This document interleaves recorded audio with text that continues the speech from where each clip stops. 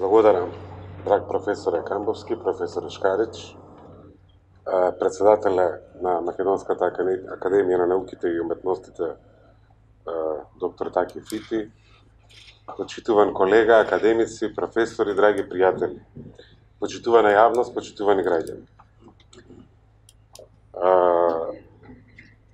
Многу зборувам за амандманите, за договорот, имавме една предходна дебата токму овде во Ману. Ќе се обидам да бидам на некој начин неутрален, само да ги презентирам амандманите. Меѓу другото ќе опфатам и поголем дел од најчестите сугестии и предлози за измени, кои што произлегува од комисиските расправи во Собранието на Република Македонија и од пленарната расправа. И тоа ќе го направам без да заземам страна или да бидам позитивен или негативен. Мислам дека е корисно да ги слушнеме сите сугестии, бидејќи нашата задача после ова како влада ќе биде да сумираме, да го информираме Собранието од јавната расправа, која што е многу релевантна и врз основа на сите сугестии и нашиот став и проценка за државниот интерес во рамките на уметноста на можното, оти нашата задача е сложена и е комбинација на државниот интерес, принципите, меѓутоа и уметноста на можното, да излеземе со предлог амандмани до Уставот. Пред да одам кон амандманите, ќе кажам само три кратки работи во однос на контекстот. Контекстот секогаш е исклучително важен. Ние не можеме да си ја смениме географијата и не можеме да си ги избереме нашите соседи. Не можеме да ја смениме историјата. Историјата е важна, таа е темел, меѓутоа не можеме да влијаеме врз историјата, бидејќи е минато време. Можеме врз основа на акции денес да се обидеме да влијаеме врз нашата иднина и да ја преземеме одговорноста за нашата иднина. Ве уверувам со чист образ дека во овој процес влеговме ставајќи го државниот интерес, интересот на идната генерација. Некој ќе каже политичарот мисли на следните избори, па дури и на следната недела, а лидерот мисли на следните генерации, со скромност, без претензии дека сме големи лидери, меѓутоа ве уверувам дека во овој процес влеговме мислејќи на одговорноста за следната генерација, гледајќи дека додека ние чекаме државите одат напред, се зачленуваат, процесите стануваат потешки и посложени. Во регионот во последниве години имаме повторно надпревар на големите играчи во геополитичка смисла во нашиот регион на Балканот, така што го немаме луксузот да чекаме некој друг ова да го реши или да се справи со ова. Мора да преземеме одговорност и да водиме сметка што ќе биде со нашата Македонија ако не ја преземеме оваа одговорност. И ако е тоа многу полесно ако мислиме на партискиот или на политичкиот интерес. И конечно, многу често има една конфузија или една неточна теза, и во собраниската дебата беше присутна, и во јавната дебата е присутна, дека некој друг има интерес да се реши овој проблем.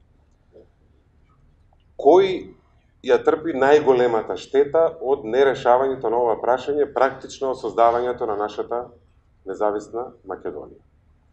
Прашање за кое што добивме задача од Советот за безбедност, кога не примија во членство во Обединетите нации, со двете резолуции, и 817 и 845 од 1993 година, да го надминеме овој проблем. Да се ја заокружиме, да ја завршиме куќата на нашата државност. Нити Америка има таква штета, нити Русија, нити Европа, нити Германија, нити Франција, па нити Грција. Штетата е пред се врз нас.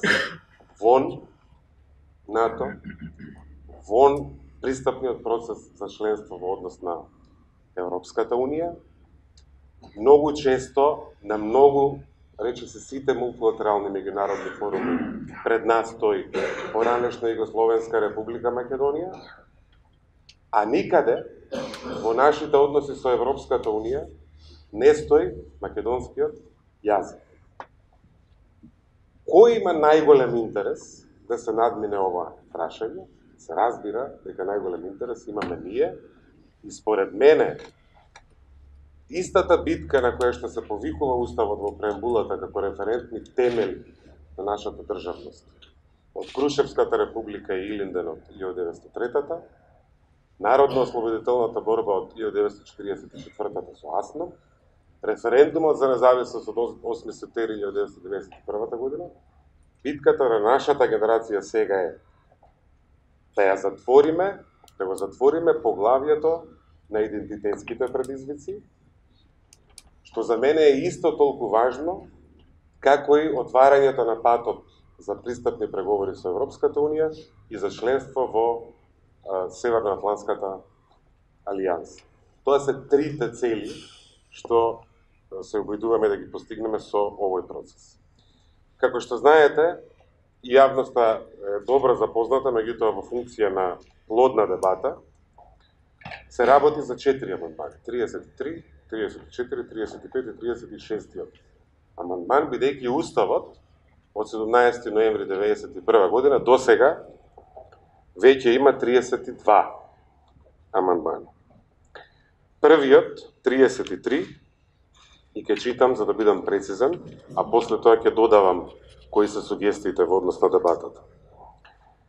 Во Уставот ќе се вметне придавката географската одредница Северна пред нашето име Македонија и името на државата во Уставот ќе биде Република Северна Македонија наместо Република Македонија, односно Северна Македонија во кратка форма наместо Македонија. Една реченица само како образложение. Факт е дека историскиот регион Македонија во времето на Отоманската империја е поголем од нашата Република Македонија. Факт е дека ние сме се направиле држава во овој дел од Македонија и факт е дека овој дел, ако го имаме предвид каде е историскиот регион, е кон северниот дел. Нашето име е Македонија, со ова укажуваме дека од историскиот нашата држава е во еден дел од тој регион. Ова не се однесува на членот 36 од Уставот, каде што се Македонија се споменува во контекст на антифашистичката војна, национално-ослободителните војни и на оние за самобитноста на македонскиот народ и неговата државност, бидејќи таму Македонија е спомената во историски контекст. Во комисиските расправи и на пленумот во однос на амандманот 33 имаше една сугестија што мислам дека треба овде да ја споменам, да се вметне не само дека зборовите се заменуваат во Уставот, туку во насловот на Уставот и во сите членови од текстот на Уставот или во целиот текст на Уставот. Нема да сугерирам нити позитивно, нити негативно, меѓутоа тоа беше споменато како сугестија. Амандманот 34 се однесува на преамбулата и содржи две интервенции. Во преамбулата одлуките на АСНОМ се заменуваат со прогласот од првото заседание на АСНОМ до македонскиот народ за одржаното заседание на АСНОМ и во референтните темели се воведува и Охридскиот ранковен договор. Значи АСНОМ не се брише, се споменува сега два пати и се повикува прогласот кој што ги содржи сите правни решенија на АСНОМ.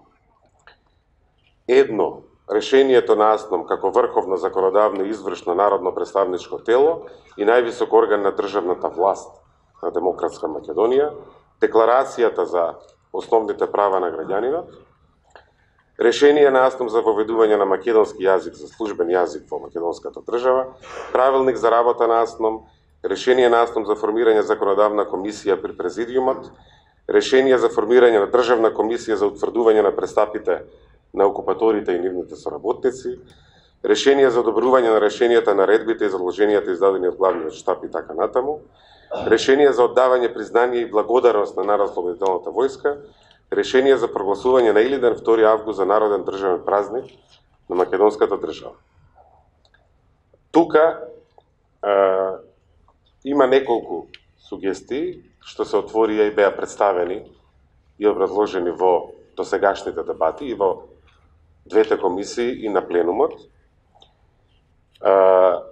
Главната критика од опозицијата беше фокусирана дека со издвојување на прогласот не даваме доволно светло или доволна тежина на правните и државотворните или конститутивните одлуки, иако се пак решенија, можеби и се синоними, во овај барем контекст, нема да сугерирам, меѓутоа критиката е зошто ги нема правните одлуки.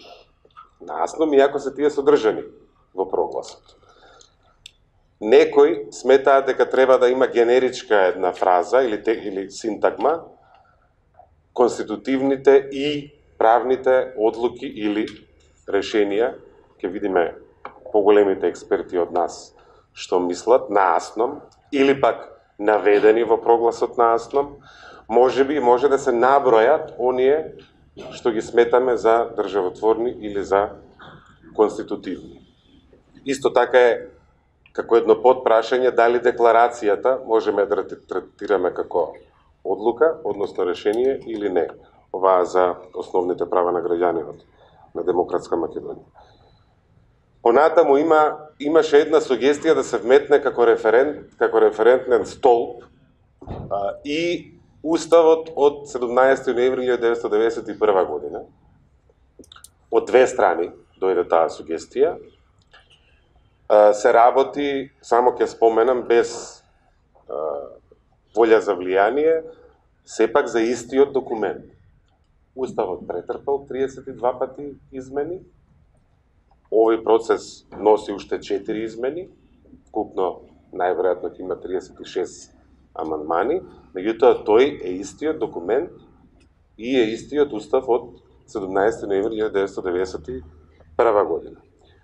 Уште една точка има тука, нова, како предлог и како сугестија, која што не се однесува на договорот со Грција, договорот од Преспа. Кога споменав меѓу принципите државниот интерес и уметноста на можното, сите ние имаме идеи, например, јас лично, мислам дека уставотворците не предвиделе дека некогаш Македонија ќе има председател кој што нема да ја следи својата должност да потпише документ, закон, да го прогласи, што два пати ќе помине низ собранието. Тоа уставот го вели експлицитно, меѓутоа ние денеска во Македонија имаме една таква ситуација. Законот за ратификација на договорот со Грција помина два пати, уште не е тој потпишан, односно прогласен и врз основа на тоа објавен во службен вестник. Не сме предвиделе дека ќе имаме председател што нема ваква една очигледна и експлицитна должност да прифати и да спроведе. Можеби треба тоа да се предвиди, ако во вториот случај по автоматизам да се смета дека подписот е даден кога втор пат ќе... Меѓутоа, политичката реалност символички ќе илустрирам со една кола која што носи извесен товар. И ако сите ние отвориме други членови, ова би било сосема друг член и нема врска, се разбира, со договорот, ќе биде прашање дали ќе може тој товар да се износи, ќе попушти некој тркало. Тука има извесен политички баланс што мораме да го имаме предвид. Еден таков предлог, што треба тука да се соопшти, е во делот на во првата реченица на преамбулата, каде што е концептот, заедно со член 2 во нормативниот дел, на тоа каква држава е нашата Република Македонија, граѓаните на Република Македонија, македонскиот народ, како и граѓаните кои живеат во незините граници, дел од албанскиот народ, турскиот народ, влашкиот народ, српскиот народ, ромскиот народ, бошњашкиот народ и другите. Тука има една сугестија која што вели дека вака формулирано, без да се менува концептот, звучи како да другите не се како привремено, да само тука живеат. И сугестијата се сведува на бришење на зборовите граѓаните кои живеат во незините граници, што не менува од концептот, и тоа тука го посочувам. Третиот амандман, односно 35-тиот, третиот од 4-те, купно 35-тиот, е за прашање што уште првиот амандман веќе го адресира, веднаш по донесувањето на Уставот, односно една година, во 92-та година. И се однесува на членот 3 и материјата на границите, на државните граници. Во членот 3 со амандманот се предлага додавање на реченицата: Републиката го почитува суверенитетот, територијалниот интегритет и политичката независност на соседните држави. Тука немаше конкретни предлози или сугестии кои што би можел да ги пренесам од собраниската дебата.